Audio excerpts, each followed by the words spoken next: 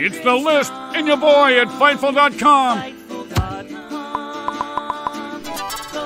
With Jimmy Van and Sean Ross Sapp. They're on fire.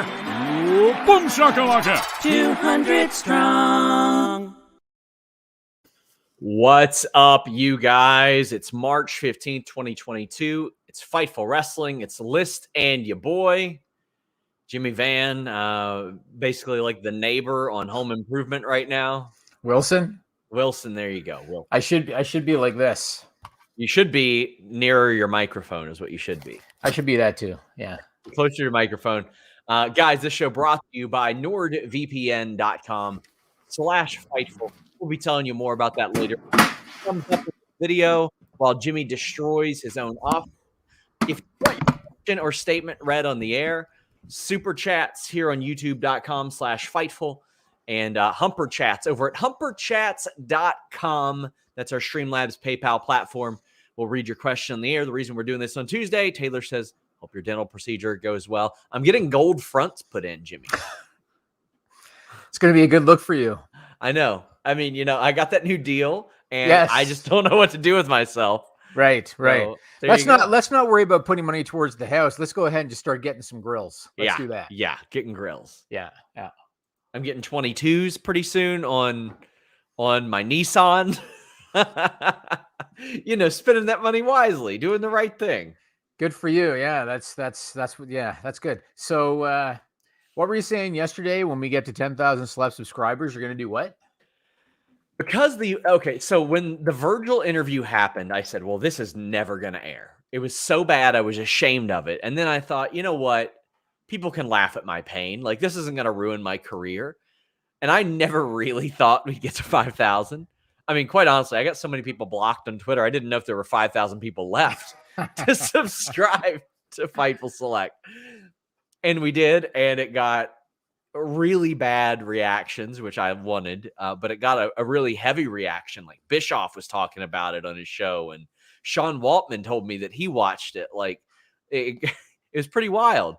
And you and I both know the people that manage Virgil, and we know that they care about that almighty dollar. So I said, at 10,000 subscribers, we will interview Virgil again. I have not cleared that with Virgil nor his managers, but listen, I know what they like. So it can happen. Plus, let's be honest, that's the most buzz he's got in a long time. Yeah, those guys like attention too. Yeah. So that'll get done. And I told Sean yesterday, when we get to 10,000, I'll fly you wherever the hell Virgil lives. I'll fly you there. You can do it in person because that'll probably be fun too. Well, since I got a new camera, I'll be able to. Cher Delaware says, Sean, tell Jimmy about the $350 ring you almost bought Sunday.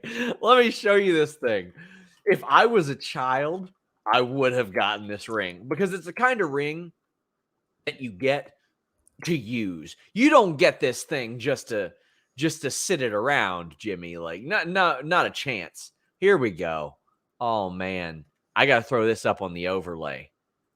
Oh, shit. Wrong one.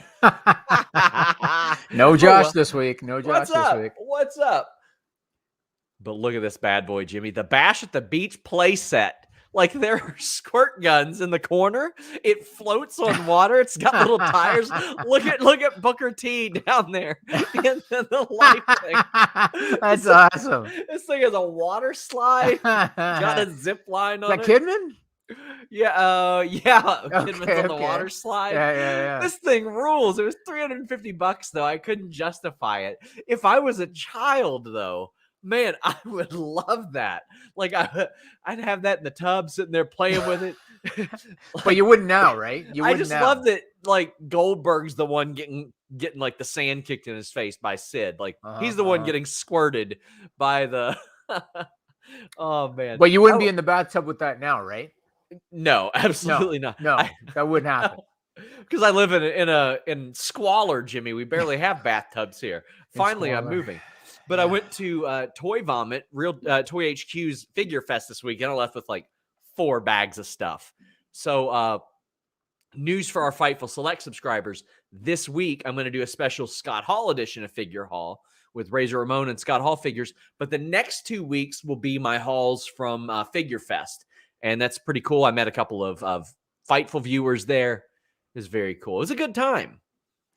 Just remember, as you keep making money, learn from me in terms of expenditure. That's why I have $20 lugs. So learn from me. Well, Jimmy, with the amount that I'm going to be paying on this house, or that goes towards that amount, I'll have to beware. You know what? I'll just probably wait, and I'll just let Glaciers of Ice kicks make my shoes from now on. There you go. You can do that too. All right. Well, I guess we should get into the topic of the day. What else? There's nothing that I can possibly say about Scott Hall that hasn't already been said over the last day. All I can do is kind of echo what others have said. And whenever somebody passes who had any kind of a positive impact on your life, it's always sad and it's always devastating. For me as a wrestling fan, Scott Hall is like right up there. You know, he's right up there for me for a variety of reasons. I mean, you talked on the post Raw show last night about his influence, and he was influential in a variety of ways that newer fans might not even know. I mean, going to WCW and founding the NWO, which was the launching pad to the most successful period in the history of the wrestling business. And somebody said to me on Twitter the other day, they said, imagine the butterfly effect if Scott Hall and Kevin Nash had not gone to WCW. Yes. And if you think about that, so anybody that wasn't a fan back then, if they had not gone to WCW, if Vince McMahon had kept them, number one, the curtain call doesn't happen at Madison Square Garden. Yep. If the curtain call doesn't happen, Triple H does not get punished. He was supposed to win the King of the Ring that year. If Triple H does not get punished and wins the King of the Ring, the Austin 316 promo does not happen. Now, Austin had a lot of momentum, so he still probably would have been a big star, but Austin 316 was an iconic thing in pop culture at that time. And then also, of course, if they hadn't gone to WCW, maybe there'd be no NWO, or maybe it wouldn't have been as successful as it became. Like, so many things happened as a result of that decision. And then you're just scratching the surface. Think about this. No NWO, no Crow Sting, because Scott Hall pitched that idea. Right. If they don't leave, 1-2-3 Kid doesn't leave. If 1-2-3 Kid doesn't leave, there's no big X-Pac return for DX. Like, not only that, we aren't subjected to fake Razor and Diesel either. Yeah. Maybe that's the one, the one negative that came, but no, like so much influence. And then, as has been talked about, their agent, Barry Bloom, a very famous agent in sports, negotiated guaranteed contracts for them.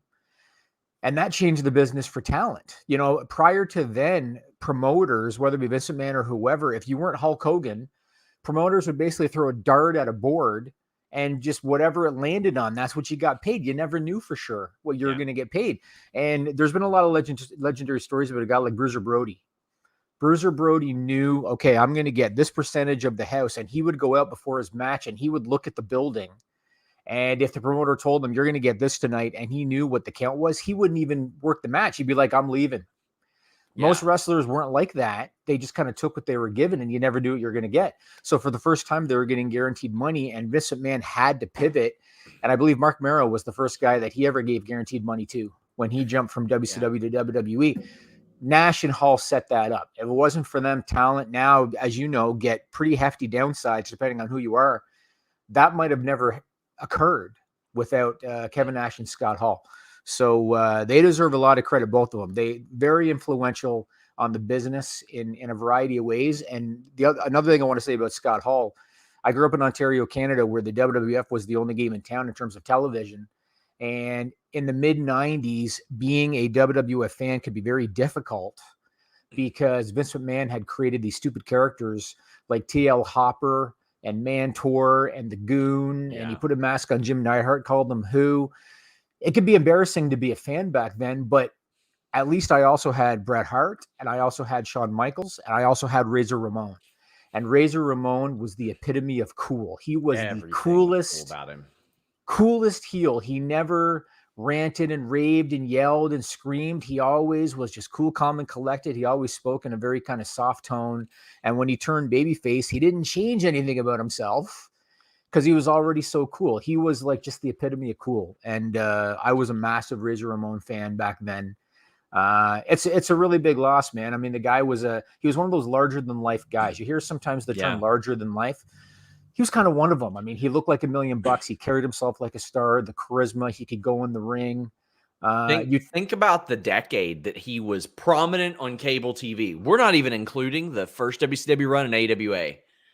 Him coming in, him facing Brett, like immediately, bam, you're a top guy. You're hanging with this guy. Him putting over 1, 2, 3 Kid, his babyface turn, the ladder match, the second ladder match, him leaving and the curtain call.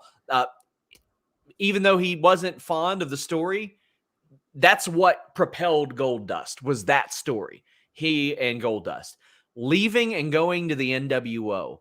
The formation of the Wolf Pack, even, like, as a cool thing. There were so, like, survey time, all the catchphrases, even his ECW run, like, among, like, cult fans, him coming out to the Fugees, unreal. Him putting over Jericho, going against the higher ups and putting over Jericho. There's so many, like, things that guy did. He's the reason NWO Sting came about. Oh my gosh, this guy was just amazing. Like, he was so good. He was, and as WWE ramped up their documentary production, we got to learn more about Scott Hall, the person, and that made me like him even more because, you know, you got to learn this guy had a very self-deprecating sense of humor. He had a very underrated mind for the business. And a lot of guys like Triple H and Shawn Michaels would tell stories. Scott Hall had a lot of confidence issues. And he always would throw these great ideas, but then he'd say stuff like, "Oh, don't listen to me. I'm just a big dummy." Yes. And Hunter and Shawn would be like, "But that's a brilliant idea that you just suggested." But he had like that confidence thing where he'd be like, you know, "Don't listen to me." You talked about the Jerry Springer thing on the Post Raw show yesterday, and that's one of two things about Scott Hall that I've always remembered. I'm going to tell you the other one in a minute. If you haven't seen it, go on YouTube and search for Jerry Springer, Razor Ramon. It was in January of '96, and he was only a few months away from leaving to go to WCW. But at the time, he was the Intercontinental Champion, and there was 2 kids on the show who were living with HIV. And this was at a time when not a lot was known yet about the disease. One of the kids was a major Razor Ramon fan, so Jerry Springer brought him out. What a ambassador he was, man. Yeah. Like, what a likable guy he was. And he did such a great job. I saw on WWE.com a little while ago, they interviewed those kids. I think it was the 20th anniversary. They interviewed those kids. The one that was the Razor Ramon fan, now he was a father of 3, and he still had the belt because Razor gave him the Intercontinental title belt. Yes. And he still had it.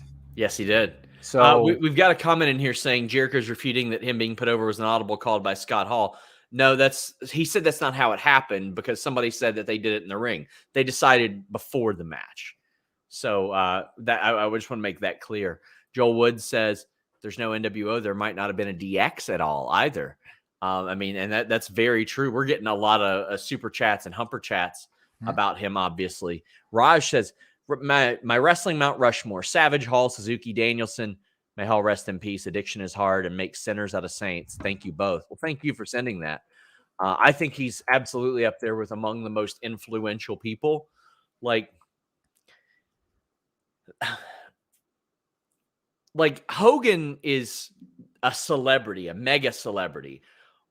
But I think you see more of Scott Hall's fingerprints on the work of today. Oh, 100%. Like, without a doubt.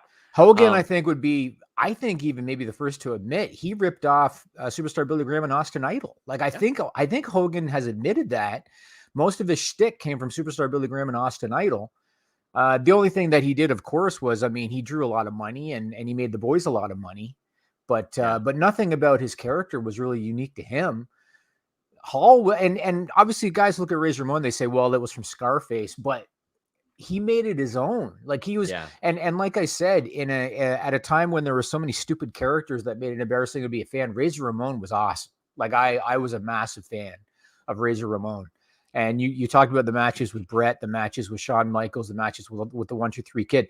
Hall was a big man. Like, people don't realize he was like 6'5", probably a legit 270. He could go.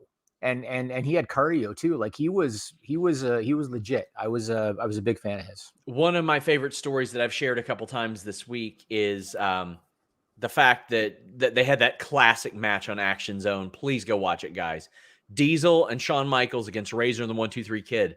And Waltman told me, he was like, the idea for that was get the heat on Razor because everybody's expecting it to be on the kid, and then Razor gets the hot tag, but it was the opposite. And he said that made that match so much different and so special. I was actually talking about that with a couple of AEW wrestlers this week about how that template is just so different and it doesn't deviate much. We got Joseph saying, RIP Scott Hall. Razor Ramon was the first wrestling character I discovered growing up, and he was the coolest person I had ever seen.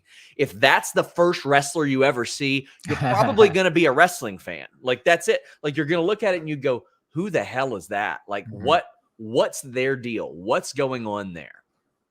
So, Matt Reichel says, wishing Sean nothing but the best in your dental procedure. Very excited for Britt Rosa tomorrow in a steel cage. If it's anything close to the lights out match, bad times don't last, bad guys do. I think tomorrow's match will blow the pay-per-view match out of the water. I don't know if it'll be as good as lights out, but I think it'll blow this one out of the water. I'm just hoping I'm coherent to watch it tomorrow. You'll be fine. I'm hoping so. I've never been sedated before, Jimmy. Really? Never. Really? You know what I didn't know about that? And I want to go back to Holland in a minute, but what I didn't know about the Rosa thing, if she wins, and I think everybody expects she will be the first Mexican-born women's wrestler to win a major U.S. title. I did not know Wow. Because, I mean, when you think of it, WWE doesn't have any in their history. Not really. Not really. Yeah. I mean, they had, like, I think a couple of Japanese girls that won. Yeah. But otherwise have been primarily Americans, I believe. Yeah. Let's see. We've got Ryan Lambert saying, I can't thank DDP enough for giving us more time with Hall after having him help out with his addiction. Rest in power, Scott Hall. Yes, DDP is a saint. Yeah. Love that guy. I mean, that he means a lot to me personally. I mean, without his program, I don't know if I'd be standing upright right now. And then he went and he got multiple people that helped him out, and he helped them out personally, professionally, socially, any number of things. DDP is wonderful. I 100% agree. I have a tremendous amount of respect for Diamond Dallas Page, for sure. Kaze Nara says Blue Demon Jr. is a former NWA World's Heavyweight Champion. We're talking about that era, the NWA World's Heavyweight Championship. Are we doing that? Are we counting that right now? Listen. But also, like, I was talking women's. Yeah, that too. Women, U.S. title. That too. But I mean, like, even then, we counting 2008 to 2010 NWA, where it wasn't on TV, wasn't doing anything, wasn't even on Championship Wrestling from Hollywood, wasn't on ROH, wasn't on anything. I don't know, man. Malik Lucas says, send some positivity your way, SRS, after all the hate I've been seeing on Twitter lately. RIP to the bad guy. You know, I messaged one of those people, and I said, why do you do what you do? And they said, hurt people. And I think I'm going to delete this account now. He said hurt people? Yes, he said hurt people, hurt other people. And he was like, really? Yep. So you know what? I'm gonna say this on the air, and I'm not gonna mention any names. So Sean the other day got me in a chat with one of these guys. And Sean knows I'm a very different guy when it comes to this stuff. Sure. And he got me in a chat with one of them. And what I said to the guy was, I hope that you find happiness in your life so that you don't spend your time bickering with a guy that breaks wrestling news. Yeah. And when I said that, he left the chat. And that's after he tried to get us kicked off of our server, which did not work, by the way. Yeah, no. Didn't work. Got to have something better to do. Like sometimes, like when it crosses a line, that's when it's like defamatory stuff about personal life, family. Like I keep that shit off my Twitter. I got no desire to share my personal life stuff on there. And honestly, it's sad to me that that guy said that to you. Hurt people hurts people. That's sad, man. It wasn't that guy. It was a different guy. No, I understand, but he said, he's like, if I had to think about it introspectively, because I had a conversation with this person when my wife got threats directly, this person tried to help me out. Really? And then since then, I've noticed their tweets going like really, really, really angry. So I was like, hey, why do you do what you do? Why do you say this hurtful shit about these people that you don't know over wrestling stuff? And that's what they said. That's too bad. And then they deleted the account. Yeah. And I was like, damn. I want to say one other thing about Scott Hall, because this is one other story that I've always remembered. So it was the early 90s and I was away at university and I was living in the dorm. If anybody's never had that opportunity, what a great time it was. Let me tell you. But I was living in the dorm, and all of the floor mates, we all got along. We all hung out. We all would go out together and throw dorm parties and stuff. But there were two guys on the floor that lived together that never socialized. They were foreign exchange students from China. Mm-hmm. Never socialized, very introverted, shy guys. They would keep the door locked at all times, and we never got to know them. Yeah. One night, it's a Monday night in the early 90s.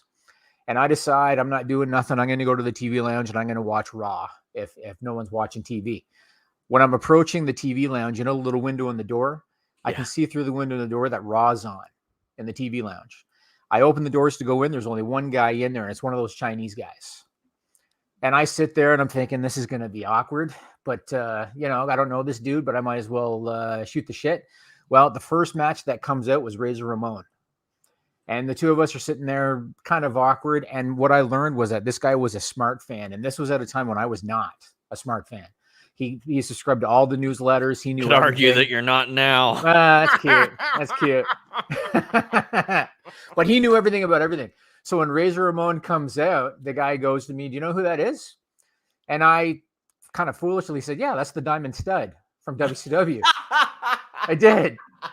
And he goes, "Well, yeah, but do you know who the Diamond Stud is?" And I said, "I don't know." And he goes, "That's Scott Hall." And I said, "Get the fuck out of here. That's not Scott Hall." Because the funny thing is, even though he had the same physique and everything as AWA Scott Hall, facially, he looked very different, right?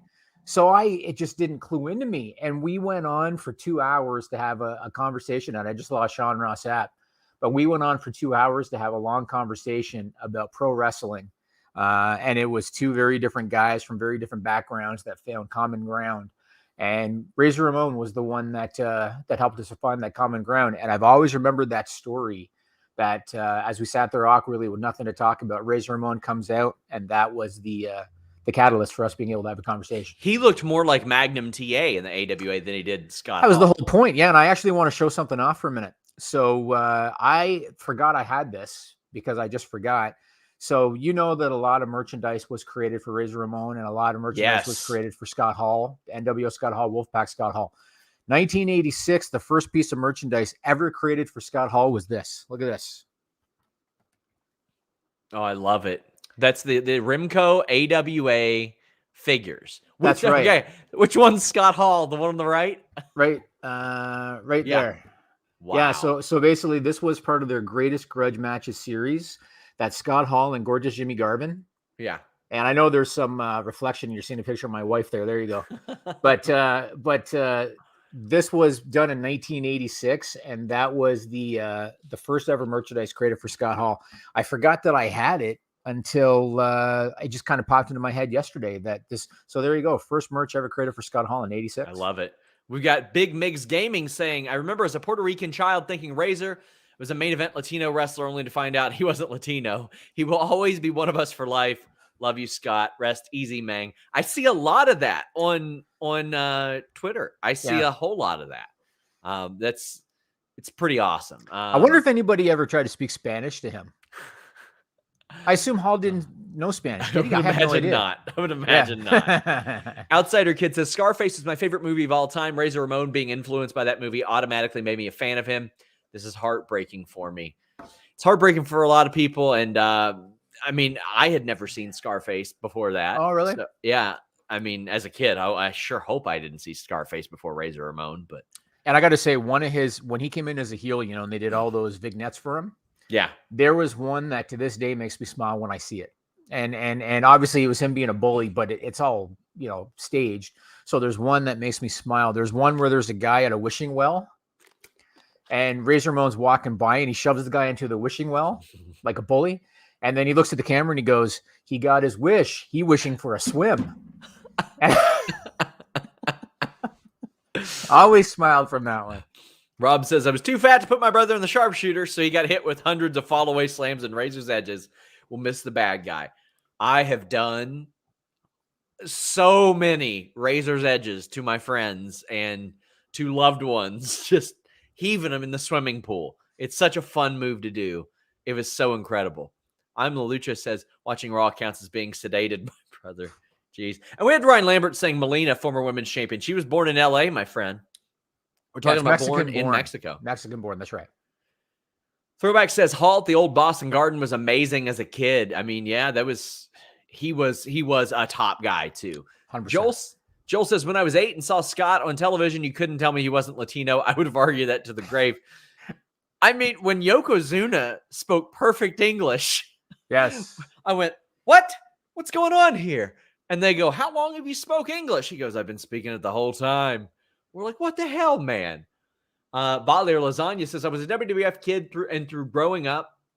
Then Scott showed up on Nitro and sparked what became a love affair between myself and pro wrestling. Never got to thank him for that. R.I.P. bad guy. I mean, he did. They changed the wrestling world. They changed the entertainment world at that point because all of that was a domino effect. Huge. Big J says, I'm not watching live, but I have an odd question. What's the definition of a dream match? Why is Seth versus Cody and AJ versus Edge considered a dream match? RIP bad guy. A reminder, guys, you can get your Humper chats in at humperchats.com even when we're not on the air. If you want to send them before, we'll read them on the air. Seth versus Cody, I don't know if that is as much of a dream match. That's not. But I would say that Edge versus AJ Styles is, because we never got to see that. It never seemed a possibility. They were never in the same place at the same time. Cody Rhodes and Seth Rollins have worked together like 36 times. I don't know. Cody's only been a top guy for a couple of years. Exactly. But he became a top guy in the last few years. They've never had a televised one-on-one match. And in a WWE landscape where you're probably going to see Damian Priest versus Finn Balor for the 3rd time at WrestleMania, those first-time matches are important. You're going to see Roman Reigns versus Brock Lesnar for the 7th time, when this should have been like how they did it the 1st or 2nd time at WrestleMania. You're going to see a lot of matches that have happened over and over again. Edge versus AJ simply hasn't happened before, so that by default becomes a bit of a dream match, especially considering the fact that over the last 2 decades, even though Edge missed a good 10 years, they've been synonymous with wrestling and being top guys, Jimmy. No, yeah, I don't disagree. I mean, AJ was arguably the top guy in TNA. Yeah. And Edge was definitely one of the top guys in WWE, and they're both Hall of Famers. So I can see that one being a dream match. But Rollins, Cody, not even close. I just think it's a good big match is what I think it is. Right. It is a WrestleMania appropriate match. I wouldn't call it a dream match, but you want to put that on WrestleMania? I say, hell yeah, that's a WrestleMania match. A hell of a lot more than the Usos versus Nakamura and Boogs. Is that on the Mania card? It sure is. Is Drew it? McIntyre versus Baron Corbin. Yeah. Man. Yep. The same Raw tag team title match that we just watched. Which was Yeah. great. It was great. Yeah, but you're right. Like it used to be that Mania was the blow off. Like that was the blow off to the big programs back in the day. And I remember little moments. Like, do you remember when the Bulldog got the Warlord up for the Power Slam? WrestleMania 7. Do you remember that? The crowd went ape shit. Yeah. Because they hadn't had the one-on-one match yet. And Warlord was such a giant, and Bulldog was, he was muscled up, but he wasn't that big. And he got the Warlord up on the shoulder. The crowd went ballistic. Now they would have already wrestled 5 times on television before the Mania match. Like it's perfect segue. Have you ever heard the Razor Ramon Warlord story? No, I don't think I have. Oh my God. I can't remember whose book it's in. Maybe I can't, I don't want to, or maybe a shoot interview, but the Warlord was on some shit back in the day. As you know, he was on the juice. I am outright stating the Warlord did steroids. And, he's not going to inject himself in the ass. So he walks up to Scott Hall. He said, brother, can you help me out? And Scott Hall goes to shove the needle in his ass and puts the syringe in, and the stuff just goes everywhere. And Scott Hall looks at him and he said, dude, I think you're full. I feel like I've heard that. Yes, because it's a great story. Yeah, Warlord was a monster. He was a monster back in the day. He still is. I saw him wrestle at Black Label Pro like a few yeah. months ago. Yeah. It was unreal. Guys, get in your super chats and your Humper chats. I am Malucha says, I think humbly speaking for all of us, Scott Hall and the whole NWO movement sparked a turning point for wrestling that made it cool and mainstream and opened doors for all of us to enjoy wrestling in a new light. I'm not convinced if that era hadn't happened, if NWO didn't happen, if I would be able 20 some years later to do this as a full-time living, because it completely launched things into the forefront, into mainstream. It became cool. The merchandising shot through the roof. People wear like NWO shirts now to wear NWO shirts. That's, man, it is fantastic. And if you want to get technical, I mean, the audience now, especially the WWE audience, skews older now because those are fans from back then that are still fans. Like, they haven't generated a ton of new fans.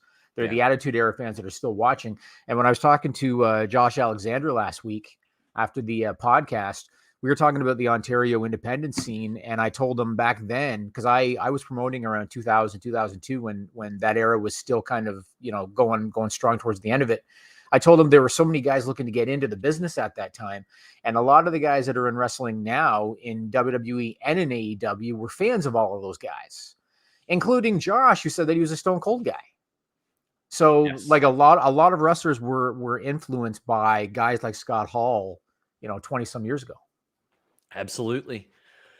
Oh man, it's an incredible loss. It's a bummer, man. Like, after all the stuff he went through, it was complications of hip surgery that took him. And we got people saying, watch the episode of Photo Shoot with Scott. That was such, I don't know why they still don't do Photo Shoot. That was such an easy, cheap, brilliant concept. Pull up photos. You don't have to ask them a question. It's talk about this photo. Tell us about this photo. If they don't bring it back, I'm stealing it. That's what's happening. Oh, man. What else you got, Jimmy? Well, I guess we should talk about some other bad news that has a bit of a silver lining anyway, and that's Big E. Yeah. Fractured his neck, taking that belly to belly. What a tough looking spot that was. And of course, it had to happen on the floor, which makes it even worse. Yep. What a positive human being Big E is. I mean, the fact that there he is in the hospital, he's in traction, he's got the neck brace on, and he's got a smile on his face. And he's talking about the positives, saying, there's no spinal damage. I can feel all my my digits, as he put it. Not going to require surgery. Like, he's looking at the positive. He's like weeks from Mania, and he's going to have to miss the show.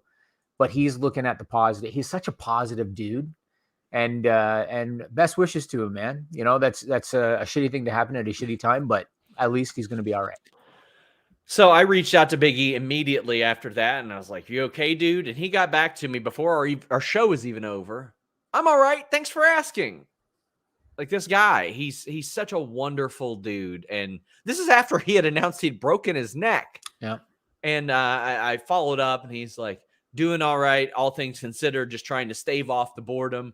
Keep sending those good vibes. He is one of the greatest human beings in wrestling.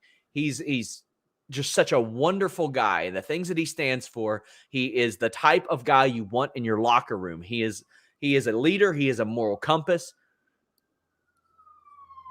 You hear that, Jimmy? This is where I live right now, Jimmy. This is where I live. Don't you just have like one dirt road in your whole town? Isn't that how it works? We filled the sinkhole. We filled that up. Did you? Yeah, we did. I can tell you, I personally have dealt with the effects of a broken neck since 2009, and it's something that I still feel. Big E is built a little bit different. He's got that background. He's got the best doctors in the world taking care of him. They've got the best rehabilitation specialists working with him. I see some clickbait stuff that's like career over. I hate that bullshit. I hate even making it like a clickbait thing. All due respect to those people. It's just, I think that's not a fair thing to put out there and even speculate. If he wants to come back, Big E will be back. I have no doubt about it. The fact that he was able to get a message out to everybody that soon was great as well, because he knew how concerned everybody was for him. Sure. He knew it. And bless that dude. What an incredible guy. For sure. Yeah, the business is definitely better with him in it. And like you said, the locker room is better with him in it too. you know. And the unfortunate timing, like Xavier Woods came back the next day. Right. They were planned for a match against Ridge Holland, Sheamus, and Butch. That's on my list too. Should we go into that? Listen, Jimmy, sometimes you want to stay anonymous. Sometimes you want to just avoid the world. That's where NordVPN.com/Fightful helps. Whether you're trying to Peter Dunn in the UK, or you're what's that? Or you're butchering your own life You ever seen in the this? US. NordVPN.com/Fightful has you covered. All your devices, phone, tablet, router, TV, computer, whether it be a laptop or desktop, NordVPN.com/Fightful has got you covered. Not only that, maybe you don't like Peacock. Maybe you don't like paying full price for UFC pay-per-views, and you want to sign up for WWE Network overseas, or subscribe to those services that allow you to get those UFC pay-per-views at a much more affordable price. It effectively pays for your NordVPN.com/Fightful subscription, and you get an additional month free when you sign up at NordVPN.com/Fightful. Browse safely and securely. I've been doing a lot of traveling. I like to know that my Wi-Fi, that usually when I'm on it is unsecured, is secure, and NordVPN.com/Fightful makes sure of that. How about this? 30-day money-back guarantee. Maybe you want to order some of these items that Jimmy has right here, but you want to avoid price discrimination. I don't know how they discriminate against you with those items. They're ridiculous, but NordVPN.com will make sure that doesn't happen when you change your virtual location with just one click. Got a couple super chats. Corey says, Big E will get a big pop like the Triple H returned in 02. Oh, Big E's going to get a massive pop when he returns. As soon as what he screams, whatever town that he's in at the time, he is going to get a monster pop. He will, I almost guarantee he'll be on WWE programming again in the future. If for some reason he up and decided to retire, he will pop up, I'm sure, and do something, because he's got two really great friends to support as well. Corey, thank you for the very generous super chat right there. Also, guys, please leave a thumbs up on this video. Throwback says, off topic, do you think the possibility of Alexa Bliss versus Mandy for the NXT title will happen? It'd be an interesting way to get eyes on NXT. I don't see why they wouldn't when they're not doing anything with Alexa Bliss right now. What the hell, Jimmy? They're just doing nothing. They brought her back to just say, hey, by the way, we kicked off that stupid gimmick. We got rid of it, but nothing else. Feels like everything that Vince does now is week to week. So it's like, okay, let's split Omos and AJ Styles. Let's do that. So they did that. And then after that, it's like, oh, shit, what do we do with them now? We did the split. Mm-hmm. I think Alexa was the same thing. Let's get her rid of that supernatural shit. So let's do that. Oh, shit, now we've done that. Now, I don't know. You can go back home. He books things week to week. You know what this is, Sean? This is going to surprise you. So whatever year this was, it doesn't have the year on it. I took first place in a poem writing contest. Oh, really? Yeah. I think I was probably like 10 or something. I don't have the pen anymore. I don't know what happened to the pen, but that's what that is right there. And I got this in Germany. You're familiar with the reference, right? Of course. So that's legit. I got that in Germany. And this is the beverage company that I invest in, called the Naked Collective. The drink line is called Mood, MUDE. You can get that, I think, in stores almost everywhere now. So check that out from the Naked Collective. There you go. Yeah. We've got people asking about the doctor that said it could be career ending and how's it compared to others. He said he doesn't have to have surgery. And Van Twinblade says, my mom had to have her C1 and C2 fused after a car crash. Thank God Big E won't have to deal with what she had to. I mean, I can tell you from personal experience, I should have gotten surgery, but I was misdiagnosed and I still feel it. I still get a little bit of tingling and numbness down these two fingers. And mine were higher up in the neck. It affected my posture. When that happens, it is like a chain reaction and it goes throughout your entire body. It'll cause some leg numbness as well because of that chain reaction. I don't think Big E's going to have that problem because he's going to make sure that he has the right physical therapy, the right rehab, and all that stuff. So the way that he recovers from it's going to be different than a way like myself or Van Twinblade's mother dealt with it, because he's going to have infinite number of resources. I also think being muscled up probably helped him. Like having Yeah. the muscled up neck probably helped him as well. Joe Pearl says, going to need at least 5 questions on tomorrow's Q&A to include Jimmy and poetry writing. Well, I believe you all are filming that Thursday, aren't you? I was going to say tomorrow. I can't do it tomorrow. Joel, you'll be filming that Thursday, pal. But I will put up the Q&A field because I'm sidelined this week. Jimmy Van will be doing a Q&A with Joel. He'll be taking like your best questions and getting those over to Jimmy. Joker 2258 says, RIP Scott Hall. Unrelated. Do you think Jurassic Express should be champions with teams like Mox and Danielson, Proud and Powerful, FTR, Young Bucks, Hardy Boys, and Red Dragons? So I kind of want to see more attitude out of them, a little bit more of an edge at this point, and I'm starting to see it. The characters aren't as likable, I think, as they used to be. I actually think Marco Stunt being with them added a lot of likability. It humbled them a little bit. But I don't know how long this will last, but I think it made sense to have Undisputed Era and Young Bucks not win the titles and instead worry about each other. However, Hardy Boys just got there. Red Dragon, Young Bucks are involved with each other. Mox and Danielson just started. I think Proud and Powerful are due a tag team title run. Yeah, I could even see them being the ones to take them next. But I think they should be. I will say this. I mean, number one, Jungle Boy looked like $1 million at Revolution. Like he was flying all over the place. He looked really good. Someone and I feel like we talked about it on this podcast before, but somebody mentioned it on social media. They got to back away from the Jungle Boy name a little bit. I think it's time for him to evolve. Mm-hmm. And kudos to Jim Ross, because this entire time he's referred to him on commentary as Jungle Boy Jack Perry. Yes. And I think that that's what they should do. I think that they should refer to him more as Jack Perry, because he's got to evolve. I mean, he's not 18 anymore. They've got to evolve the character a little bit. Hey, but Matt and Jeff are still the Hardy Boys.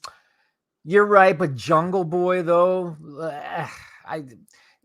it's different to me. I mean, it's different. So I think they have to evolve it a little bit. But otherwise, I don't have a problem with them being champions. I realize that there's some real studs out there right now, but I don't have a big problem with it. What else you got on your list, Jimmy? Well, let's talk a little bit about Cody. So back when Madison Square Garden happened, and we talked about this, there were people that convinced themselves that he was going to be Brock Lesnar's mystery opponent, even though WWE never advertised it.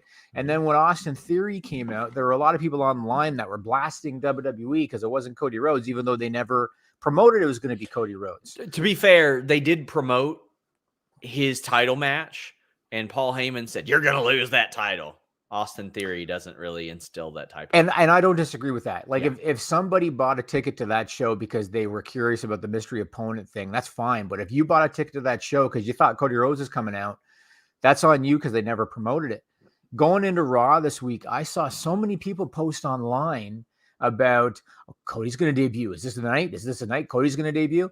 And when Raw was over, there were a lot of people that were like, I stayed up late for that and Cody didn't debut. And I thought to myself, but they didn't advertise it. Like, how do people convince themselves of things? The only thing I will say is when that show ended on Monday night, I'm 100% convinced that it's going to be Cody and Rollins at Mania. Sure, me too. For a couple of reasons. The first reason that they left Rollins' story open-ended. I mean, there's no way that one of your top guys is not getting a Mania match. It's a stupid storyline. But it's for sure they're going to go in that direction. But then there's more and more teases. I can't recall exactly what Corey Graves said. Something about his Mania hopes are dashed and whatever. Nightmare. Yeah. So like, I think they're definitely now going in that direction. I think they should leave Cody for a Mania night surprise. Give people in the building a nice surprise. But as far as convincing yourself of something that wasn't advertised and then shitting on the company for not delivering on something they didn't advertise that you convinced yourself was going to happen, that's on you. Like, you just can't do it. If at this point they don't deliver Cody Rhodes, that's on WWE because of all the references, all of it. But I mean, they haven't said when. They have never said when. And again, none of this stuff has been overt as Darby Allin saying, "Oh, well, maybe if you're even the best in the world." Like it's not even been that overt. But at this point, like you can't, like there are a lot of people that will be like, oh, well, I didn't say this. Come on, saying dashing and nightmare and all that stuff intentionally. And Right. like you guys know what you're doing. And the Miz tease a few weeks ago too with Jake or Logan Paul, whichever the hell one it is. They know what they're doing now. And if they don't have him confirmed, then you need to tell these people to shut the fuck up. You need to tell these people to stop that. Because at one point they had to tell people in WWE, hey, stop teasing CM Punk, stop doing that. We ain't getting him. He ain't coming back. So if they don't have him, boy, that's bad. Now it's not as just straight up bad as saying his name and then not delivering it, but I think it'd be pretty egregious if they didn't deliver him at this point. And at this point, I think it's going to be WrestleMania. That's just my thought. No, I agree. Like I think that come Mania night, if let's say they do the gimmick where either they say in advance Rollins is going to have a mystery opponent or an open challenge or whatever, or if there's something unannounced or Rollins just comes out in his gear and issues an open challenge, whatever it is, if they do that and then it's not Cody Rhodes, it's going to be a tough night for Seth Rollins and potentially for everybody else that follows, because the live crowd's going to expect Cody Rhodes. Yeah. So they have to tread lightly there. But I definitely think based on Monday night, I definitely think that's the direction they're going in. And we'll see what happens. I'm still wondering, okay, he's going to get the big pop because he debuts and it'll make the news because Cody Rhodes debuted. But say 3 months from now, we'll see where he's at. We'll see where he's at. I agree. What else you got, Jimmy? Well, Edge on Monday, Sean. I got to tell you. So Edge comes out on Raw, and he's got new music. And the first thing that I thought was, Vince McMahon, what the hell are you doing? That is a classic song. It's been with him forever. It's one of the greatest wrestling entrance songs of all time. What the hell are you doing changing it? But then I listened to the new song, Sean. Yeah. It's a damn good song. It's a great song. So I didn't mind it so much. I know it's the same band, Alter Bridge, but it was a damn good song. The only thing I do want to ask you is Edge's character, his heel character. I don't really get it. The promo to me was not spectacular. What are your thoughts on the character? Not big into that. It's just one step beyond an all you people character is what it is. And that I ain't cool with. It's just like, whatever. I would have just bought, can he hang with AJ Styles at this point? I would have been fine with that. I don't need the omnipotence and all that bullshit that they throw in there. I love the new theme. And I'm sure Alter Bridge is stoked too. I bet they are happy as hell that they got a 6-year-old song that's about to get a ton of downloads. Yeah. And Edge, probably, I bet he had a big say in it too. I'm sure. Using a similar song. But I mean, so for a while, he didn't have the You Think You Know Me sample that he's had for years when he did Rob Zombie. But other than that, it's been with him for years and years and years and years. And now that's a little bit different, but everything changed together. The sample's gone, but the same band is there. I thought it was a great change. I liked it too. It was really, really cool. And like I said, like the first few seconds of it, I was just like, I can't believe they changed the song. But no, it was really good. I really liked it. So we'll have to see where it goes. I want to next give a shout out to Kevin Holland. You heard about this one? Oh, shit. I sure did. Ariel tweeted it today. Yes. So if you're not an MMA fan, Kevin Holland is a welterweight in the UFC. He's got a record of 22-7. Late last night, which would have been March 14th, he was at a sushi restaurant in Houston, Texas. There were, I think they said 40 to 50 people there. A gunman came in and opened fire. And Kevin Holland, along with two of his friends, subdued the guy, apprehended him. And this was a week and a half after Kevin Holland just had a fight in the UFC. TKO'd Alex Oliveira. That's right. At UFC 272. That's right. So he just had a fight a week and a half ago, and he apprehends a gunman at a sushi restaurant in Houston. Good for you, Kevin Holland. This isn't the first time he's done it. Really? He stopped a carjacker in his neighborhood. Holland chased the dude down and held him down until police arrived. That was just in October, Jimmy. Wow, I didn't know that one. Really? Yes. So this is his life since October. October 2nd, he fights Kyle Dawkins on, I think it was UFC Fight Night. they had a clash of heads and it knocked him out or whatever. Maybe a week later, I think that happens. He stops or I think it was maybe the week before that fight. It was around then. It was the same week as the fight. Then this happens, and within a week and a half of him beating Alex Oliveira, he stops it again. He's just going to have to start expecting exciting shit to happen around his fights.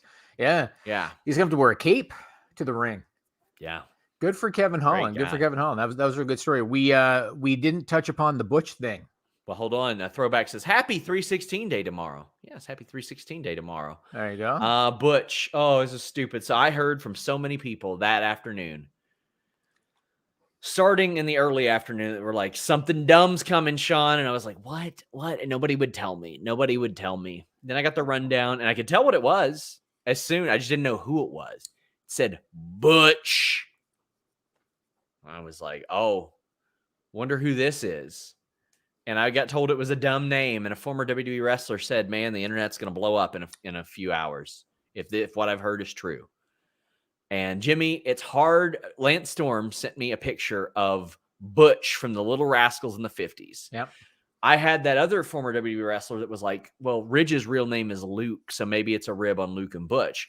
But then when Lance Storm sent me that Little Rascals thing, I said, it's from the 50s. Of course, that's what Vince thinks of. Of course, it's the Little Rascals. You know something? He just re-signed. I think you're the one that broke the story. He just re-signed in, when was that? Last September. A 3-year contract extension. Do you think he would have re-signed if he had known then that he was going to become Butch on SmackDown? Hard for me to say yes, but I don't know his motivations. I can tell you that one of those former wrestlers that contacted me said, every time I think I should have re-signed, stuff like this happens. Yeah. Well, I mean, we've said for several years now, Vince McMahon's just he's not capable of overseeing creative anymore. And for all of the WWE loyalists out there, I plead with you to defend this. I want to know how this is good. Well, there are a couple people that try, man. Bring it. How is this good? Tell me how this is good. I've seen a couple people say, well, nobody knew him as Pete Dunne anyway. They want to own his name. I don't care. It's stupid. So let me say this, and this again goes back to the fact that Vince oftentimes just does things he's always done because he doesn't recognize the landscape. It used to be that you could get Scott Hall from WCW, who was the Diamond Stud, and you can make him Razor Ramon, and a lot of your fans aren't going to know. You can get Vinny Vegas, and you can turn him into Diesel, and a lot of people aren't going to know. You can get whatever the hell Yokozuna's name, Kokina, whatever. You can make him Yokozuna. People aren't going to know. Pete Dunne was a main eventer on your third brand. Well, Yokozuna's real name is Rodney Anawai. But yeah. No. But he was Kokina something. Yeah. Like AWA or whatever. But Pete Dunne was a main eventer on your third brand. He was a main eventer on your third brand that aired on the same network as your flagship Monday night show. Yeah. So you can't have the mentality that you had 30 years ago that, they don't know. They don't know. They fucking know. they do. I mean, he wrestled on Raw and won a match. People know. And I understand the IP thing. I do, man. I do. Like, I understand the IP thing, but maybe you should have a little bit of foresight then. And maybe when you bring him into NXT, you figure something out. Also, I mean, he had a 15-minute NXT title match at Survivor Series 1 year as Pete Dunne. Right. Oh, yeah. People definitely know. And you know what this has me thinking now? This has me thinking that Gunther's on the way up. Oh, I assumed it. I don't think they're bringing him over to the States. He's getting in ridiculous shape for him to hang out in Florida all the time. I thought he didn't want to move to the U.S. He's here. Throwback says Butch looks like something out of Gangs of New York. He sure does. He didn't look. I understand it's a character. Yeah, but he didn't look happy at all. Did not look happy at all. Well, guys, wearing that hat, dude. Wearing that hat. I know. Guys, a few quick plugs. From Pillar to Post will appear where our show usually is tomorrow on Wednesday. That's Jeremy Lambert's show. Check that out. I'm on Cameo, and it all goes towards a good cause. Jimmy has agreed to match all of the Cameo income for this month. 100% of it is going to Ukrainian relief efforts. Jimmy, you ain't going to like the number that comes your way at the end of the month. Tell me when we go off the air. Well, I had somebody get one for business purposes that like $600 or something. It was 500 that I intentionally priced myself out on just for the sake of having you match it. That's fantastic. But I'll roast you. I'll break news for your e-feds or your backyard feds. I have a lot of fun doing that stuff. I'll talk some trash to your friends. Maybe you can get one for somebody that hates me. I love that. I think that would be funny. Cameo.com/SeanRossSapp10. I would greatly appreciate it. Again, interviews with Dewdrop and Reggie this week. We're heading over to The List Goes On right after this. Jimmy on Fightful Select has a Q&A this week. I just broke news that Candice LeRae's contract is set to be up this spring. That story is on Fightful Select. How about this? I got more contract news for you. Last week, I broke the news of Miro re-signing with WWE or AEW. Let me clarify that. AEW. Oh, shoot. Broke the news of Falaba leaving Impact. I got more coming your way. Until next time, guys, leave a thumbs up. We're out. List goes on, FightfulSelect.com right now. Yeah, do it. Do it really quick.